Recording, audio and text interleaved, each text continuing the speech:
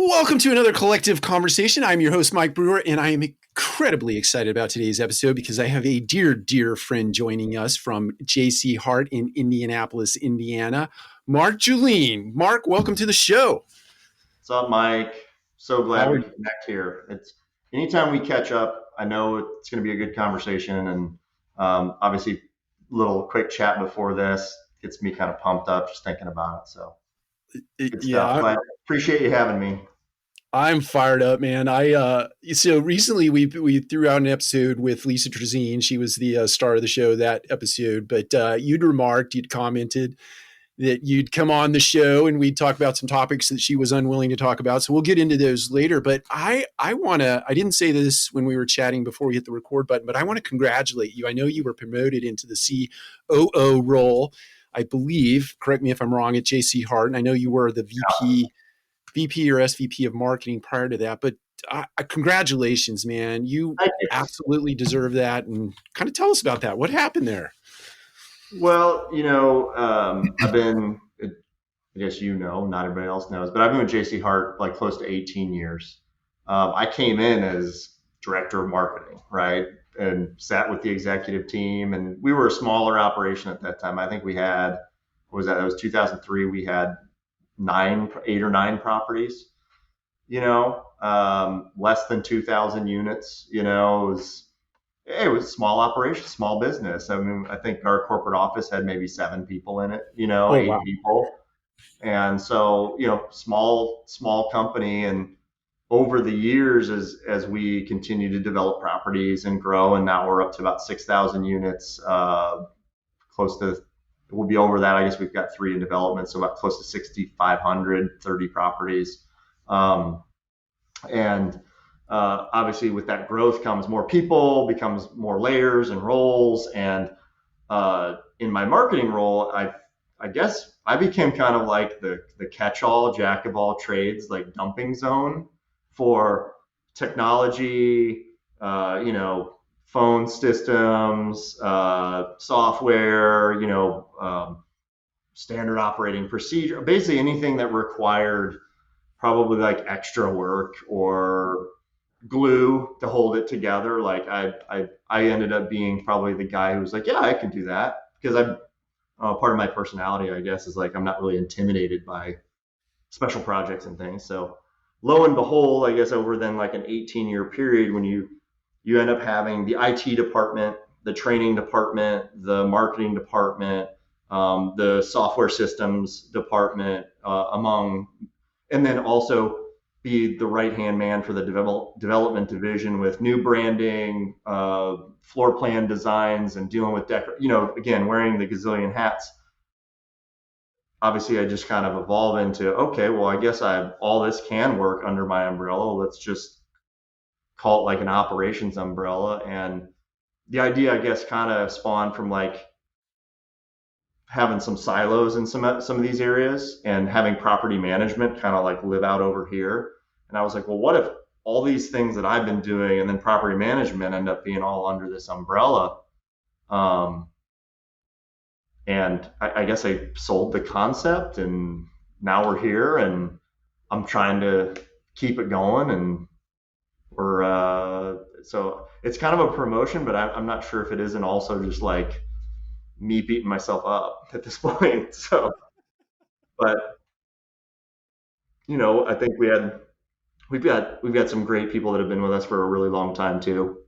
Our senior vice president of asset management was also our CFO prior to that, so he had some great knowledge, and he had the opportunity to be promoted as CEO as John Hart kind of stepped into this chairman role, just really focusing on the investments and getting out of the day-to-day operations. And so John, really part of this was also, John stepping away from some of the stuff he did, whether that was, he was the last step for like 180 employees. He would meet with everybody for their last step of their annual review process.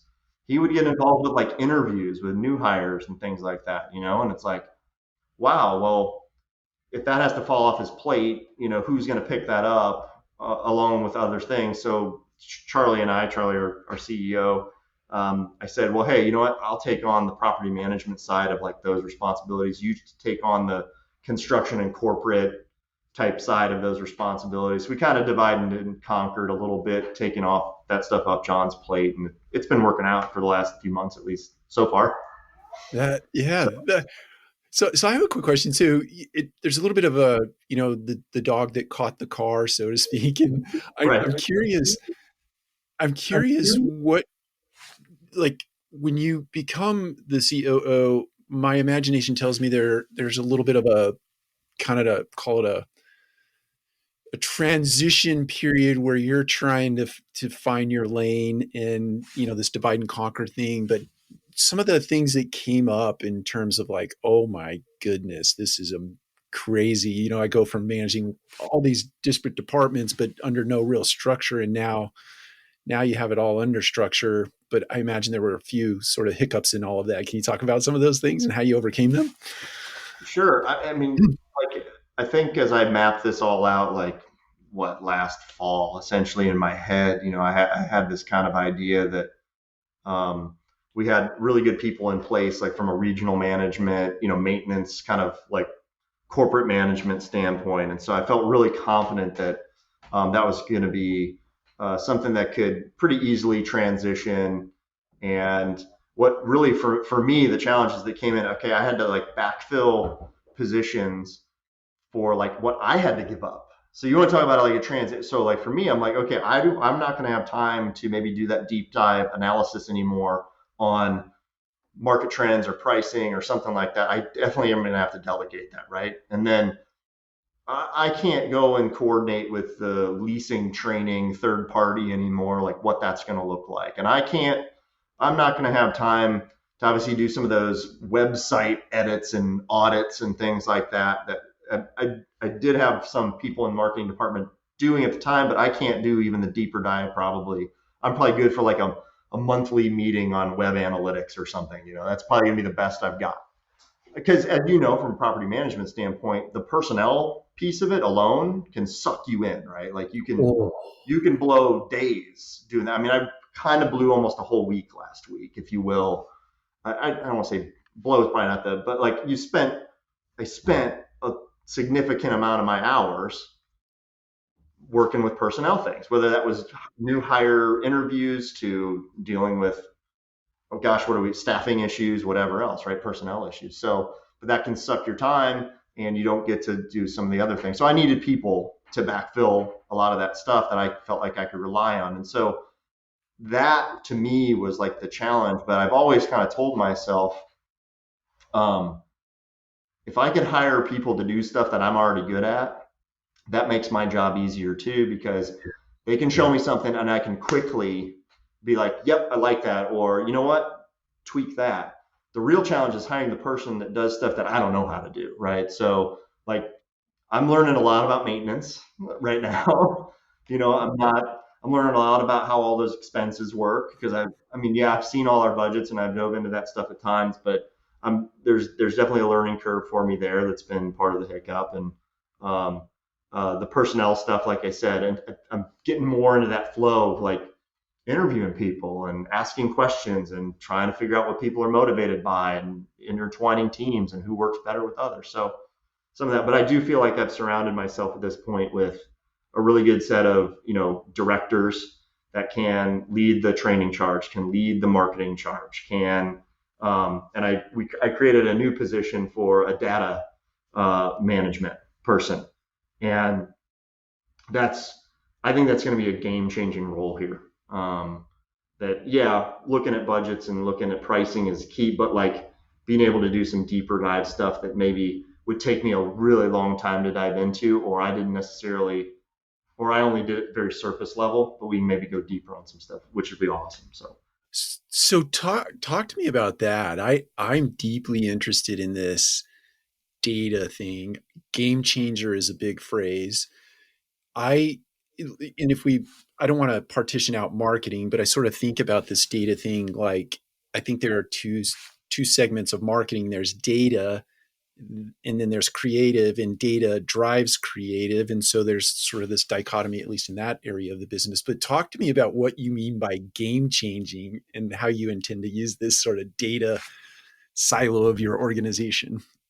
Well, I think there's key pieces that we know are like have been drivers historically, right? So like you've got some budgets, right? And we use historical data to try to drive a lot of how those kind of flow together. And then we're obviously trying to forecast what leasing looks like. We're trying to forecast what pricing might look like as well as it relates to those budgets. Well, we've got cool systems that are detached from those to help us with that, right? So you've got your property management software that you've got all the historical accounting records of everything we spent money on and what we do and the trends there. And then you've got revenue management systems that are obviously trying to do pricing. And so I guess in my head, and then of course we have marketing systems too, right? That are tracking like, okay, where are the leads coming from? How many are coming in? Is that historically, how much traffic did we have? Okay, fine. Are we hitting those metrics? Um, and because those live in separate spaces, it kind of occurred to me, and I maybe over time I've talked to you about this. I've talked to Mike Whaling about it. I've talked to so many different people about it that wow, what if we had a dashboard or something like that that really brought all that stuff together and took that data and really we were able to make maybe some better decisions or just have deeper analysis because we're comparing stuff that are living in separate spaces and um, rather than just go build out some dashboard that you continually have to evolve, it occurred to me we also have this cool tool called Excel that if you are actually really good at using it, you can actually import data and create these tables and and sort things and honestly create stuff that I never learned when 20 years ago when I was at school, you know, it Right. was beyond if statements, right? Like,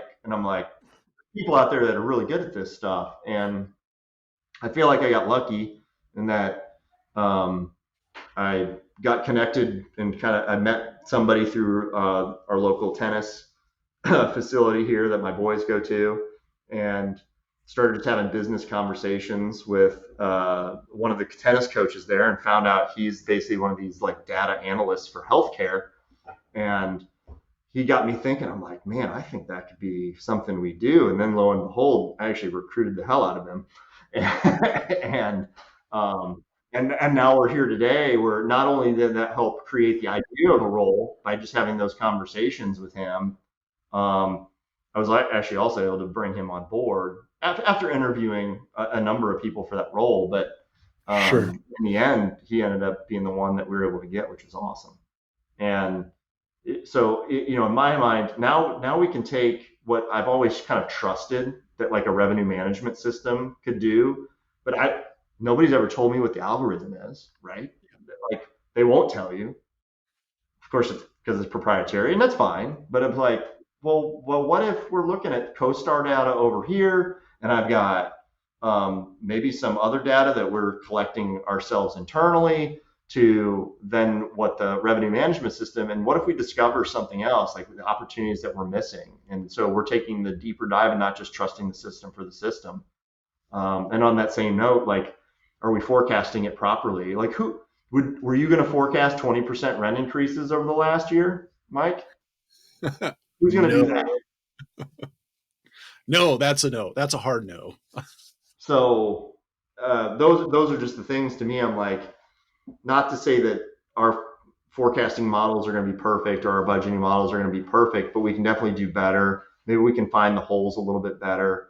And while we have processes currently that do things, and you look at, and we evolve into how we can use obviously the technology at our fingertips to be more efficient, that's also part of the piece to this as well. It's like, well, we can either trust the system we have, or we can keep doing things the way we've been doing them, or maybe we can get more efficient and we can merge data to try to make better decisions.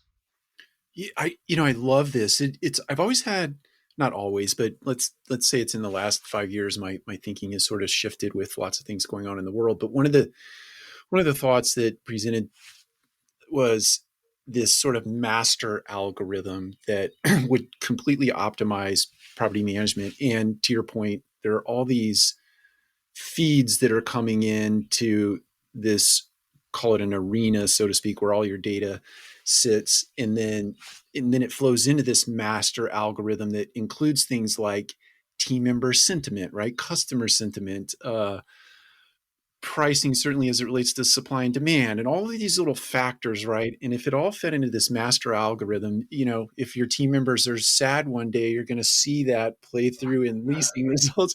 Or if they're really extremely excited, you might see an uptick in sales. But Well, but I think it goes back to that core, and I mean, I said this many moons ago, but I think a lot of things are marketing, and so even the way I look at operations is like, okay, that still has to do with marketing. I was just telling our marketing intern, how I've kind of like defined like what I think is our 5 P's of marketing, which they aren't P's, they're different letters, they're different things. I thought I'd define them a little bit differently, and if you can take data and like check off some of those, because then it doesn't require like human intervention. So like why we adopted like Lisa, right? right, For handling all leads. I'm like, shoot, I can now, like, I eliminated a human from answering the phone or following up in a timely fashion. I've right, got better data as a result of it. I know when people are interested in apartments. I know when they want a tour. I know when my teams screw up and they don't communicate with that person properly, even after they accepted the appointment from Lisa, whatever. So, um, to me, like anytime I can check off some of those like P's of marketing so that it really comes down to like the people one, where like then I can say, okay, if we've checked off price, if we've checked off promotion, if we've checked off, to your point, like I call it courtesy, which is that reputation, right? If we've checked off that box that like we've got good reviews, we've got good feedback, whatever it is, all right, well then it just comes down to like maybe it's our sales process. It could be the courtesy part of the process too, but then you're getting like what are the people touch points of the process that can we put in data or software or something to help ease that, or do we need training, or do we need better people, one of the, those kind of things. So I don't know, I guess I've always kind of like leaned into that area on knowing that people are all different and they're all motivated by something different, and we've got to figure out like, well, can we leverage technology to either help them or make decisions that we got to find different people? I don't know. do you along that thread of thought, are you of the school of thought that at some point data and tech provide owners and operators the opportunity to sort of optimize team member headcount, um, versus, or do you just see it supplementing, augmenting an effort versus eliminating positions? I had this conversation um, a week. Well, shoot, I'm talking with Elliot now no longer with Appfolio either. He's on his own again. He Right. called me like out of the blue. He's got some other idea he wanted to bounce off me. So anyway, of course, guy's a genius. Yes, he Um, is. but he kind of we talked a little bit about that as it related just to the Lisa data, right? That idea that we've optimized the tour process essentially, and does what you can take 2 paths. I still think one path can be making your staffing size or staff use more efficient, and the other piece that you can lean into is obviously imp, increasing the level of service maybe you have, right? Improving the quality of the experience. And so we've leaned into our whole core value system is, and company purpose is, we provide an enjoyable living experience, right? So we took that as like, okay, well, we're going to lean into like, let's make sure residents are really happy. Let's make sure that tour experience is as ideal as it possibly can be. And if we make a mistake, we admit it and we fix it, whatever it is. And so we've leaned into that space. That said, as we continue to look at technology, as I go out and like part of my strategy now and my routine that I've shifted into in my new role is I go out to properties on Wednesdays. Jenna and I went out to, as well as Arjun, our data manager. We Arjun, because he's new, I've been introducing him to properties, and I'm seeing firsthand like how busy are people, what are they doing, what are they doing with their time, Yeah. and I've talked to our training team. I said, you know what, we need to build better routines, and the data is showing it. I can tell you, and I'm sure we could observe and build even more data on when people are actually doing activities and building up on that to the point where then you can make the choice. Okay, do we need that many people? Can we have people support multiple locations possibly? And or does that mean that, oh, well, you know what, we need people to build into their daily routines other activities that help elevate obviously the value of the community. I really love the word routine. It's probably because I'm high on the spectrum and routine is just a part of my life. But Yeah. the in my head, to the extent that you can eliminate rote and routine work, right? You can Mhm. eliminate that by way of technology. I've had this idea in my head that if you get team members back to the point where they're not distracted by computers and devices and all these other things that vie for our attention on a second by second basis, right? And you can really give people the opportunity to look each other in the eye when they're actually doing business. You can actually you can actually go back to this sort of relationship view of business versus this transaction view of business, right? Yep. But we got to eliminate all this stuff, and you do that by way of routine. But that's some of the hardest work ever, right? To get somebody to Right. fall in. Well, building that out is stuff that people are really intimidated by because they also don't want to put we and I shoot Jenna and I were talking about this earlier. There's this fear of failure out there. She's very wise for somebody coming out of their freshman year of college, by the way.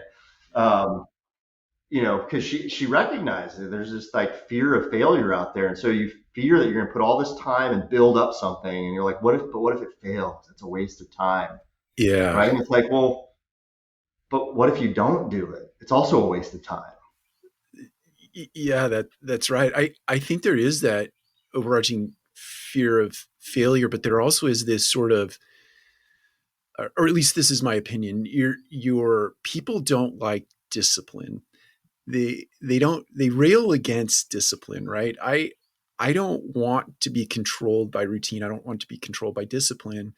But what you don't realize on the other side of discipline is a true freedom in right Yeah, choice and your ability to do things within a structure that but if you look at like, I mean, I don't know, maybe I look at like the way my wife runs our, I almost said I run my household. No, by the way that my wife yes. runs our household. Okay.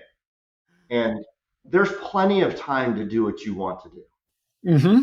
There's plenty of time. That's And right. I'm not even saying from a routine, from a structure standpoint that like every minute of your day, this is not 1-800 call center where you clock in at 9, you take a 15-minute break at 11:15, you take your lunch at 12:30. No, I'm not. I did that. That was my first job at Toyota. Okay. I answered and it was like, boom, 9 to 5, and you got two 15-minute breaks on a lunch, 45-minute lunch or something like that. I mean, it was very structured, and you literally answered the phone until the end of the day, until you were closed, and it was okay, there you go. And I'm not talking about that. I'm not talking call center routine. I'm talking property management. We know Yeah. you're going to get interrupted. We know a resident's going to have an issue. We know the UPS guy is going to show up and he's going to say, no, I'm not delivering it to that door because it's huge, whatever. Or they're Yeah. going to tell you your package locker system's broken, or they're just going to dump it in front of the building and walk away anyhow. It doesn't matter. The point is, like, then you have to deal with that. Right. And I'm not talking about that, but I'm talking about just note again, like my household, like we get up at certain time, you have certain things that you do, you check those things off, and then you move on with your day. And then that evening, there's certain times that you do stuff. And if you map out that structure of like when those times that you ideally would do that, knowing that, yes, the dog could throw up on the floor and you got to go clean it up and that ruins your morning. That's fine. But if your plan was to just make sure you got everybody like ready for school and ready, whatever it is, and you got that, like, fine. But also, I know based on the data that Tuesday through Thursday from 9 a.m. to noon, nobody's coming in your office. If you aren't doing all the admin related work for that requires a human, whether that's like paying invoices to prep and leasing paperwork to or move out paper scheduling, whatever. If you aren't organizing all that during those essentially 9 hours of the week, again, basically, I'm telling you, have structure and routine for 9 hours of your week. Yeah. Monday's a shit show because everybody's coming out of the weekend and everything that went hit crazy over the weekend. You do whatever you need to do on Monday to stay afloat. That's right. Same on Friday, and we know Saturday is just a leasing day. Otherwise, you're probably on your phone flipping through Instagram, waiting for a tour to come in. Okay, I don't That's right. expect you to. And that move in that said they were going to come in on Friday, you're just waiting for them to pick up their key Saturday. It's fine, but those 9 hours, structure that stuff. Yeah. Like leasing person, okay, you're working on outreach every day from those hours for 9 morning. Assistant manager, you're making sure renewals are handled and whatever. Manager, make sure all your invoices are paid and whatever other crap you're doing, and make sure your maintenance team is still organized, whatever. But use that time constructively. And the best properties, and you've seen it, the best properties have managers out there that are doing that. But I think because what you were just saying, we in this technology space, we start throwing all these new tools at them, or there's obviously just distractions thrown at them, and people are lazy. We are innately lazy. They'd rather not be told what to do. They'd rather stay out of the routine. But I'm not telling you have to do it all day. Just like optimize your time. You look at the data, look at the trend, and then optimize your time. I think that's totally right. I mean, even, our friend Elliot, I remember this like it was yesterday. We were sitting he was pitching Lisa to me right on the heels of you making the phone call saying, Mike, you got to see this. But he said, I developed Lisa because I am lazy. I don't like to do stuff. But I think what he was really saying is, hey, I like to do other things with my time that I control, right? That I get to pick and choose. Someone's not telling me to do that, or life is not demanding that of me because I've put things in place to accommodate those things, right? And I think property management and business is no different. I think we're moving toward a model. I think the next big thing that drops in property management, and this may be 5 years away, is that there's a complete reinvention of the hierarchy in the business system, right? And it moves more toward socialocracy, or that thing that Tony Heish was trying to pull off is Zappos, right? Right. We organize around that way of getting work done, as opposed to this top down structure that we have in place today. I think in an ideal world, yeah. Not everybody wants to be a leader is probably the only thing where I push back against that. And not everybody wants to be a self-starter and that kind of thing. Now, if you want to build an organization around that, where it's a bunch of self-starters and a bunch of leaders, gosh, yeah, I think you could be really efficient. But I'm not sure what percentage of the population, it'd be a challenge to fulfill all of that consistently. You might get that ideal situation like on like three properties in your portfolio or something like that. And you're like, wow, everybody operates so independently and the job gets done. This is amazing. But yeah, there's plenty of people and it could be because of their level of security, their fear of failure level, whatever it is, that are just like, you know what, I kind of want to be told what to do today. Yeah. I don't want to be 100% accountable for whatever I did today. I want somebody to have to tell me that I did a good job or that this is what they expected me today. Yeah. You and I are you and I are cut from a different cloth, man. Like your mindset isn't wrong, but not everybody's going to be like Mike Brewer and be like, oh man, I'm going to read every business book there is out there. And I'm going to be like this, just king of like knowledge as it relates to like any ins and out of business and pie in the sky kind of concepts of what that could be. And wow, I mean, every time I hear you talk, I'm super motivated because I'm like, God, he absorbed something else that I couldn't find the time to do it, probably because I'm not disciplined and don't have a good routine for it. Um, but at the same time too, like I'm also have that like chip in me where I'm like, I mean, I still read Seth Godin every day, right? I still follow like just tons of things. I do have routines of what I do consume every day. It might not be a business book, but I consume content, right? And it might be an Yeah. article form or something like that. And because yeah, I think I'm always looking for an edge, but not everybody is. Yeah, I 100% agree with that, and I do think, look, that's utopia, and it's down the road, and I do think that technology sort of fills in those pain points that you just brought up, or those hurdles that we might have to jump over down the road. But speaking of, you gave me a nice segue, and then I forgot what the segue was, so I'm just going to go here. it's, I in terms of, well, let's call it cutting edge for a second. I know one of the remarks that you made on the Lisa Trezine interview, or at least in the comment section, was talking about the metaverse, talking about NFTs, talking about cryptocurrency, blockchain, things of that nature. Those are things that I find highly fascinating. And I don't know if there's applicability here as it relates to multifamily. Maybe there is, maybe there's not, but I'm curious what you're thinking about those kind of worlds and things that are evolving and coming to be in the world today. You know, it's that stuff's in a weird space, obviously, right now, just based on economics. But I think part of the reason it's in a weird space is because it also became more mainstream, and so people started looking at it more like a traditional investment, but with this hope that it was going to have some like it did probably in the early stage of it, like these ridiculous spikes, right?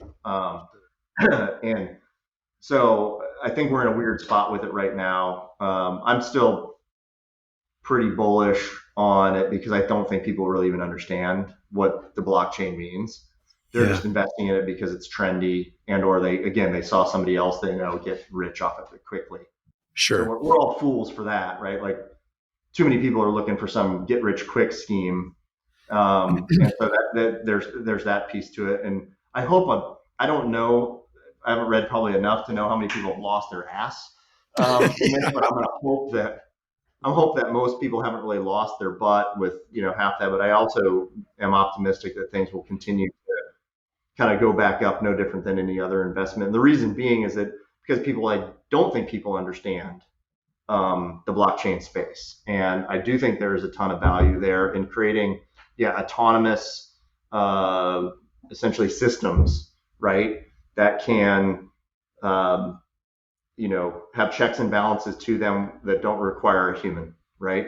And um, what can happen in the real estate space, I I think there's some opportunity there for sure, whether it be from an investment standpoint and looking at like real estate investing to just looking at processes of real estate investment. I think it still kind of stays in that realm of it being like an asset investment. I don't know if transactionally there's stuff that could go on that could be monetized in that space, but um, probably maybe screening. And again, just trying to think of like other things that require checks and balances or already have some type of systems that might be a little antiquated. But the that's to me that's that whole cryptocurrency piece to it at least is like what's throwing off a token, and is there something investment wise, real estate wise? I mean, almost any real estate transaction still requires a wet signature, right? So we aren't even there yet, let alone trying to figure out if some type of crypto token can be thrown off for a real estate transaction. So not sure where that's going to evolve to, but from a meta space, I mean that's real estate too, right? That's right. It's just digital real estate.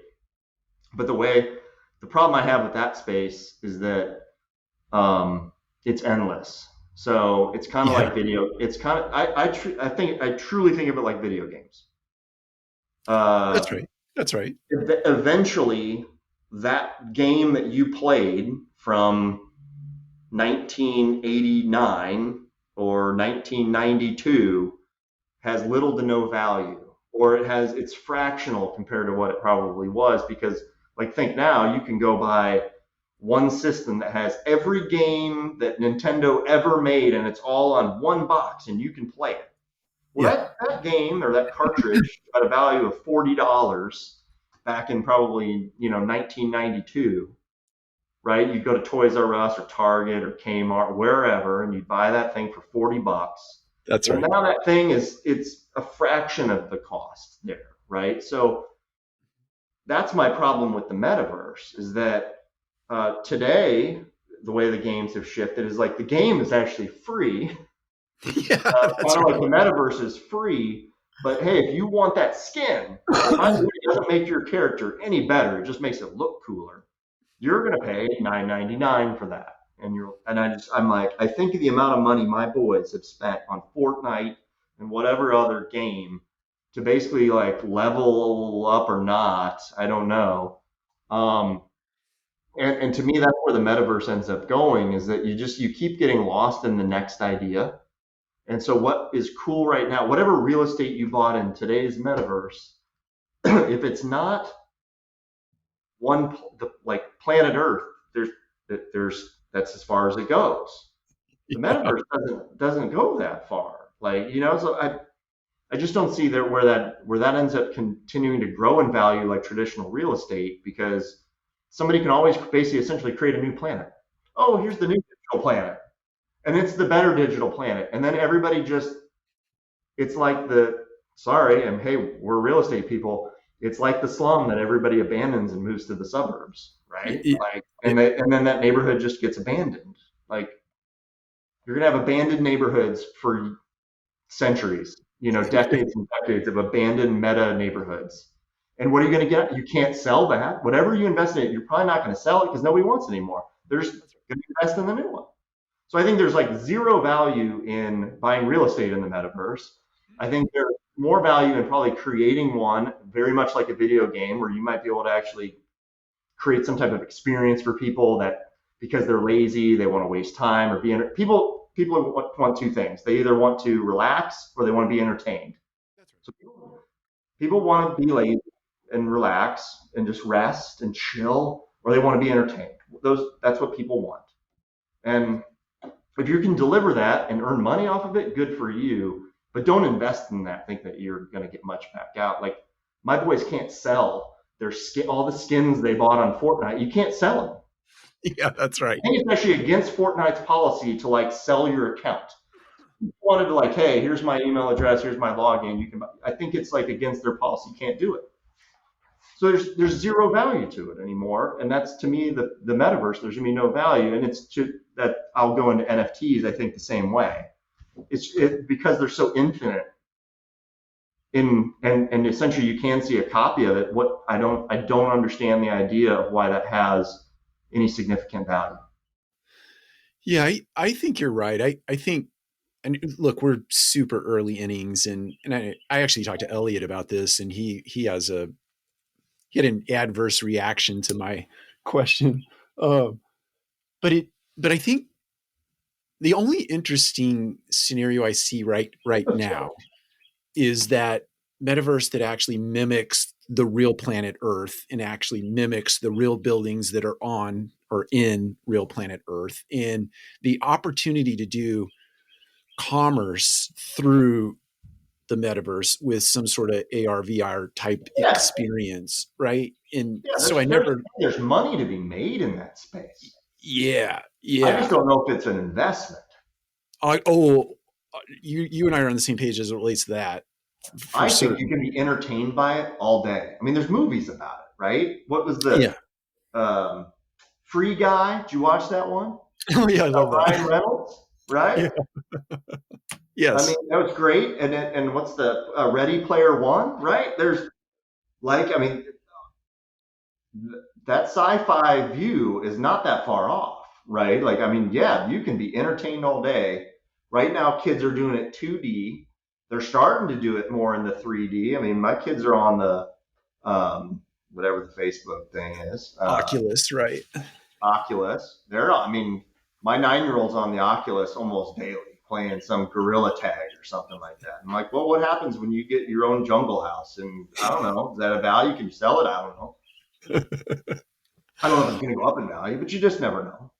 I No, do and think there's bits and pieces of this where at given moments in time, just like any stock, any other investment, people will perceive that that hat is worth X.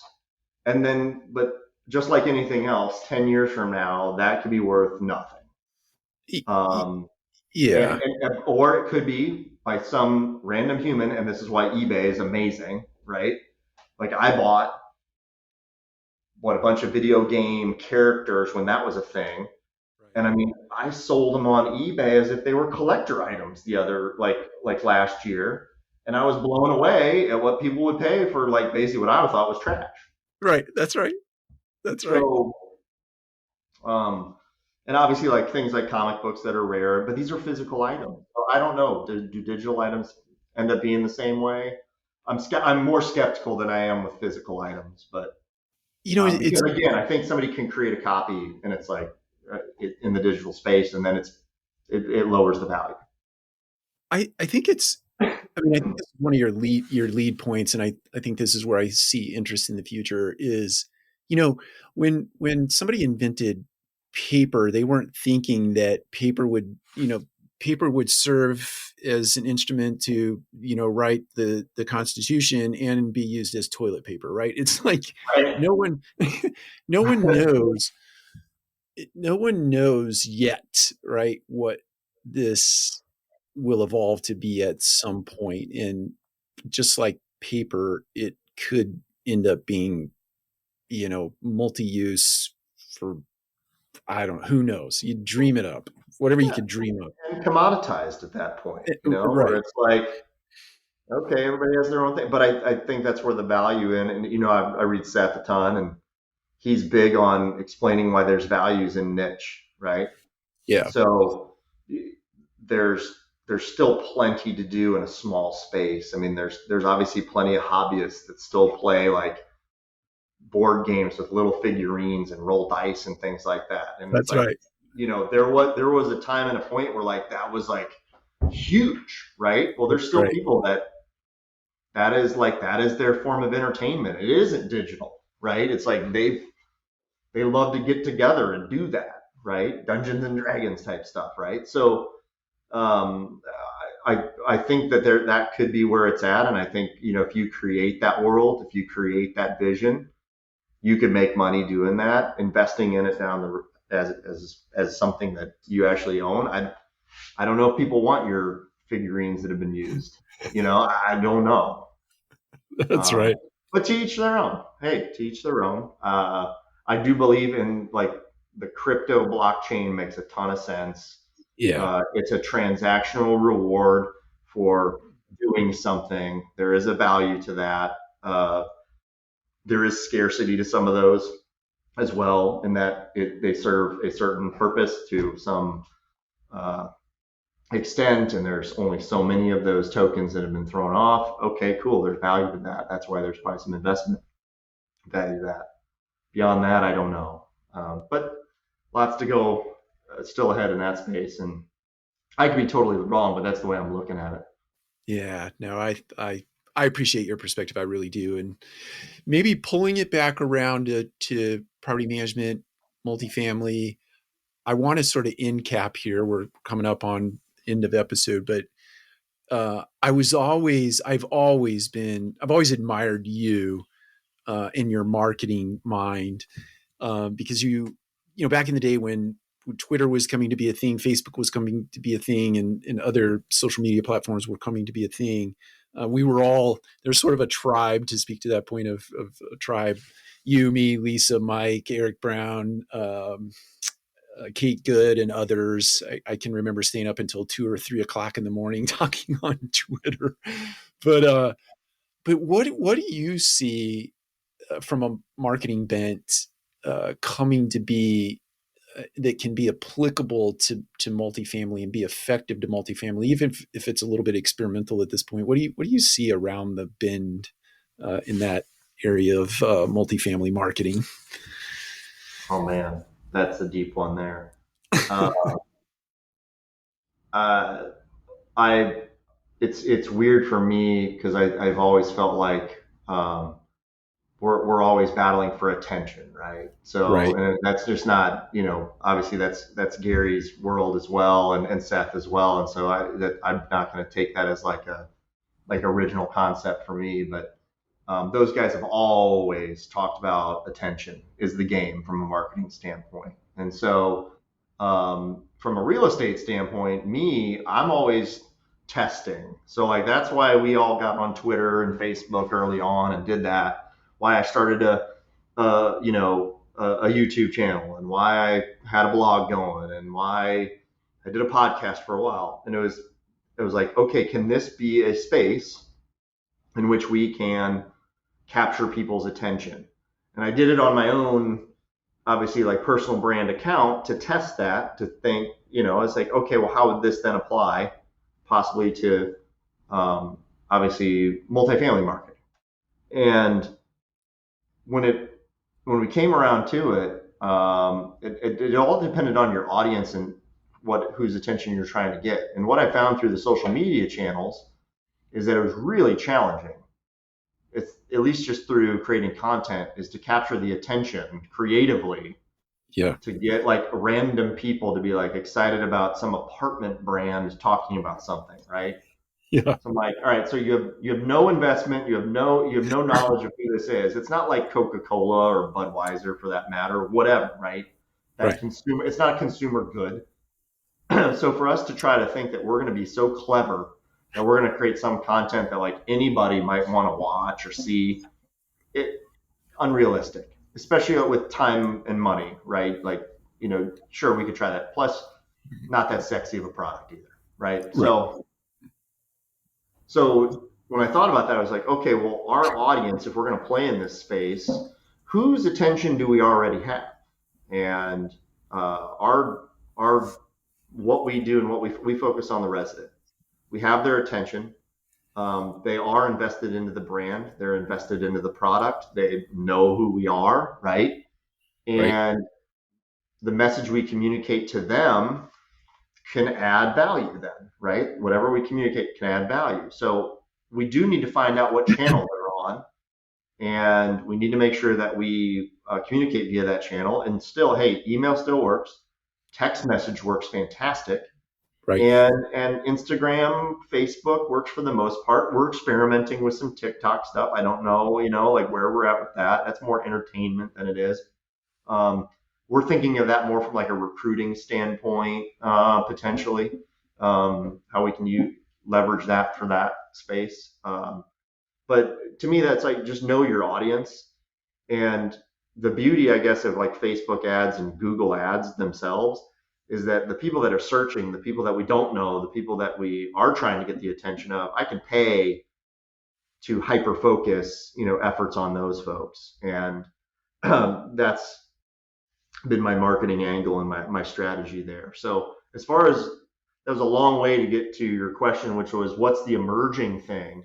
The Yes. emerging thing to me is always what audience are you trying to speak to and how can you speak to them? And do we have to be on the emerge? And I'm happy to like we're testing with what we can do with TikTok right now. Do we have to be cutting edge on that? I don't think we do in our space because again, I think a core audience, social media at least wise, is resident before attracting new prospects. And until I see Google ads and Facebook ads not working, that's still the cheapest game in town to try to like gain attention. Yeah. So, or buy attention, if you will. Um, and then the other space, I mean, I don't think it's emerging. I think it's just one that people ask us all the time, what are we doing differently? Which is reputation management. And when I think that term though gets used in a very strange way, and that people think of that as like, how are you handling your reviews versus how are you proactively taking an approach to get a 5-star review? Yeah. Yeah. Meaning you have processes, procedures in place. You have the purpose of your company is to make sure that it's a good experience for the customer, right? Like people are like, how do you do this? I go, the purpose of our customer is to or the purpose of our company is to create an enjoyable experience. They're like, that's really it. I go, yeah, that's the whole strategy. That is how we have better reputation management. Yeah, that's We right. literally just try to make sure people enjoy like living in our apartments. And if we screw up, we fix it. That's all I mean, and we don't use excuses like, oh, it's going to cost too much money, or no, we can't do that because of fair housing or whatever. Like, yeah, some of that stuff becomes applicable because there are rules, obviously, and things like that. I'm not saying we're like breaking the rules to keep customers happy, but when you create that mindset up front, that's game changer right there. And we smoke our competition because of it. Yeah.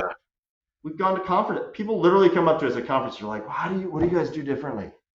Can we interview you? Who do you talk to? Like, I'm like, we just treat people like humans. It's Is it's that earth cutting edge shattering. enough? Is that cutting edge enough for you, Mike? I mean, That qualifies as cutting edge to me because no one else thinks about it that way. They just don't, right? well, everybody's They think thinking about it about the way like how you they can reply better, or like making sure they reply to a negative. I'm like, well, what if it isn't a negative review anyway? And what if you're not also afraid? And I've been saying this for years. I did a presentation at AIM on this. What if you actually ask for reviews? Yeah. People are like, ooh, I don't know if we want to do that. I don't want the negative feedback. I'm like, turns out if you ask all of your customers for stuff, like 9 out of 10 will probably give you positive feedback. And yeah, you got to accept the one. But do you buy stuff on Amazon that's all 5 stars? I don't, because that means Nope. there's something that means somebody gamed the That's right. system. That's right. That's exactly right. I have one more. I like your insight on this, and then we can end cap. But so, and I'm going to use my daughter as an example, and I'm not going to remember exactly which platform she was doing this in. So I'm going to say it was either Snapchat, Instagram, or TikTok. But transacting within the platform, and she's going to prom.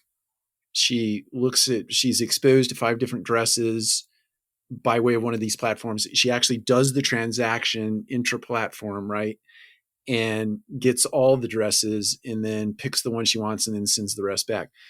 The the thing that my head goes to, can and will people lease apartments through TikTok, Snapchat, Instagram? If so, is that something you do make investments in more Hmm. so than you are today? Not just from a marketing angle or an attraction angle, but rather a transaction angle. I think that's a really good question. I think the pandemic really showed us that, like, you obviously don't have to have somebody physically come to the property in order to get a lease. And it's really interesting to me what's happened over the last 2 years that forced us to realize, like, you don't have to even get on a plane to have like a significant meeting, right? With somebody, right? Like, we don't have to be in a studio doing this. That's And right. um, we had this conversation over lunch today.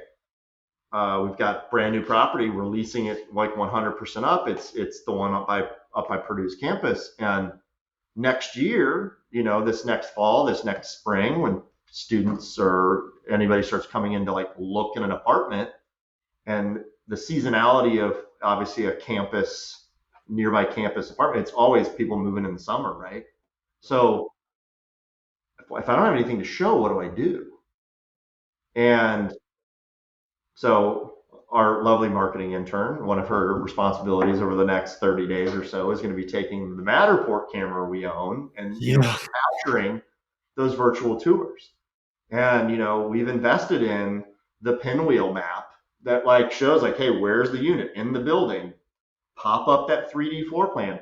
Where I'm hoping we can embed at some point, some Matterport tours into that. And to that point as well, we're emailing videos, or we are connecting people to different spaces. And whether that communication happens through Facebook, which by the way, we get leads through Facebook a ton, or that communication happens through Instagram or whatever, somebody discovering us through another channel, as long as we're replying, and we have a method of, and you can take them off platform like that transact. Like I get the dress thing. Like, I mean, Facebook's done a tremendous job, whether through Instagram and through the shops that are like right embedded. I experimented with that too with my little golf hobby as well, because I'm like, all right, let's figure out how do we sell on Amazon. I want to figure out how I sell on. So I mean, I was selling golf T-shirts on Amazon. I created my own shop. What it's called? Shopify shop. Shopify shop, whatever. Like I was like, which had a Facebook platform connected to it. I'm like, again, my curiosity taking over. And how do we evolve to make sure that people can make the transaction as easy as possible? Now I will pause right there and say, okay, that's great, but what happens when you don't even have inventory? Yeah. So here's a problem that we're having, and I think probably a lot of other people are. It's awesome getting 20% rent increases. Don't get me wrong, it's great. But we're getting a 20% rent increase as far as like trade out, new lease coming in off of somebody moving out, and we're still 98% occupied. Right. With, the only thing really available is, obviously stuff on notice. And the only vacancy we really have is because like it's the week while we're turning it before the next person moves in. It's the only reason you're 98, 97. So what happens when somebody whether they message you on Facebook, whether they come to your website and they check your pinwheel map and there's no balloons that pop up that show you have any availability in the time frame they're looking. Well, now what do we do? Like they're gone. They click away. Oh, no, the check availability tool that everybody thought was so great, like 15 years ago. And I told Mike Mueller it was stupid. I remember that. I told him straight to his face. I go, why would we want to show everybody our inventory like online? And he was like, turns out like people just want to see that because they don't want to talk to other humans and they don't want their time wasted. So he was on to something. Kudos, Mike. You were on to something. However, there's other problems that still happen with that, right? Like people check that. We never know if that people check the availability. If they don't see what they think they're looking for, they go on. That's right. So we're at this kind of like crossroads where we're like, do we take that down off our websites now? Interesting. Because we want the leads and we want to be able to be like, well, did you look at our sister property that does have a 1-bedroom available? I know we don't, but they do. Or you want to talk about taking the customer service to another level, right? Be like, hey, we don't have one. Our sister property doesn't, but the shit property across the street does. Right. I know they do. It wouldn't be my first recommendation, but hey, I want to help you find a home. And that's really my job, right? Right. I want to help you. You almost start playing the part of realtor, right? And then if you recommend that property across the street, then they're like, wow, they're nice to us. Maybe they do the same thing, right? You get that reciprocal. And maybe you even get a 5-star review on Google. Hey, they didn't have anything. That's right. But they didn't waste my time. And they actually helped me find some place at another competitor. And 6, 9, 12 months removed from that point in time, that person. They're back. Actually, probably 6 months because they're going to break their lease and they're going to be like, this place sucks. Yeah. Oh, you want to build now? I'm moving. That's right. It's well worth breaking my lease. Well, Mark, I think that's a good exclamation point for our conversation. Is there any? Of course, that's Utopia too, right, Mike? That's Utopia. That's Mike and Mark's Utopia. I love it. Anything you would pass on to our audience, which, by the way, is now up into Canada. So we're in the 50 states in Canada now. I'm very excited about this. Yeah, I was very excited about that. So I got rain coming in here. So if you hear weird, or we have like a ceiling, if you hear something weird, that's rain. Oh my gosh, I can hear that. Do I have any advice for people? Yeah, give it to us. Oh God. Oh, Sage. I don't think I have anything that's that prolific. If you can even hear me at this point, it's rain coming in like this. It's almost like hail. Collective conversation first. I love it. No, Mike, I just really appreciate us being able to connect on this platform. To me, I've always liked just being able to share stories, because to me that's always like where you can maybe take a little nugget. It's funny with Jenna shadowing me today, just kind of talked a little bit more philosophy, so my mind was kind of right, I guess, for this conversation too. But I told her, one of the things I've always done is I've kind of like gone through business is you interact with managers, peers, partners, different things along the way. And what I've always tried to do is take something away from each one of those people. I've taken so much away from you. I hope I've given you obviously some nuggets to take away as well, and there's an exchange there. Definitely. But whether it's good or bad, there's always that manager that you don't like, or maybe that, I don't know, maybe just a teammate that you don't care for. But instead of focusing like that negative energy on it, think about like, okay, well, I'm just not going to be like that, and look at it as now a tribute to you on how you bettered yourself, because you Yeah. recognize, taking that moment to recognize like, okay, I don't think that's the way I would approach that situation. I'm going to learn from that too, a negative. And at the same time, obviously, people that create a positive impact in my life or whoever along the way, a manager, always trying to look at, okay, well, how do I now put that into the way I operate, right? Or the way I communicate. And she was telling me a story about how she looks at it that way too. Again, wise beyond her years, I can already tell. So, to me, it's something I'm constantly doing. I'm never taking anything for granted there. And to put the end cap on this, I do that with you as well. I feel like I'm always stealing nuggets from you. And if you ever need more nuggets from me, I'm happy to give them to you. So. Well, I appreciate that, Mark, and you making an investment of your time in this conversation is a gigantic nugget to me, and I appreciate you doing it. And I know that our audience will get a lot out of the conversation that we had today. And again, I appreciate it. Cross our fingers. We'll get those like 3 people that listen. It'll be great. Yeah, that's right. No way, we're blowing this one up, man. All right. Well, thank you Cool, very brother. much, Mark, and for everyone else, we will see you next time on Collective Conversations.